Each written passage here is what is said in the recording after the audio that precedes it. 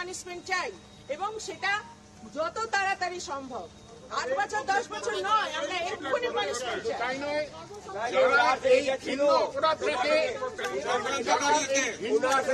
ছিল সবাইকে পানিশমেন্ট শুধু একটা লড়াই আসলে হবে না। যখন আমরা যেখানে দুর্নীতি দেখব সেখানেই আমরা প্রতিবাদ করব। যখন যেখানে দুর্নীতি দেখব সেখানে আমাদের লড়াই কোনো সরকারের বিরুদ্ধে নয়, কোনো রাষ্ট্রের বিরুদ্ধে কিন্তু আমাদের লড়াই নয়, আমরা সে লড়াই করি না।